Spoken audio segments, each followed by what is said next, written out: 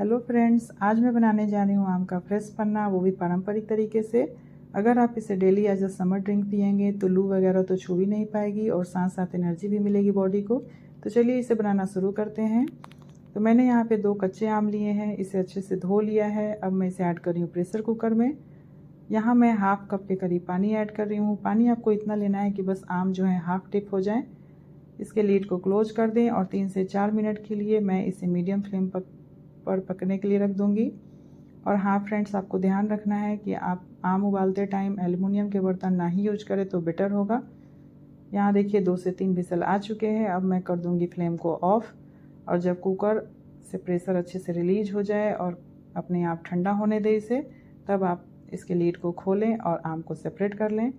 और जब आम भी ठंडा हो जाए तभी आप इसके छिलके को रिमूव करें। यहाँ आम ठंडा हो चुका है। अब मैं इसके छिलके को रिमूव कर लूँगी और इसके पल्प को हाथों से सेपरेट कर लूँगी। तो ये देखिए सारे पल्प मेरे निकल गए हैं।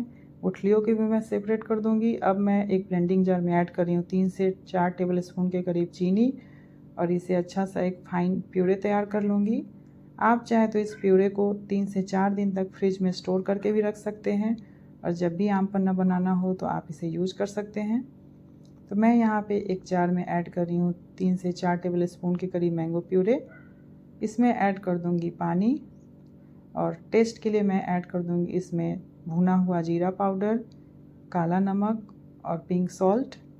आप चाहें तो अगर आपको तीखा पसंद हो तो थोड़ा चिली फ्लेक्स या फिर चाट मसाला भी ऐड कर सकते हैं। मैं यहाँ पे सिंपल तरीके से बनाऊँगी। अगर आपको पुदीने का स्वाद अच्छा लगता हो तो आप फ्रेश पुदीने के पत्ते को क्रश करके ऐड कर सकते हैं। यहाँ मैं ऐड कर रही हूँ आइस क्यूब्स और ये हमारा ठंडा ठंडा आम पन्ना बनकर रेडी हो चुका है।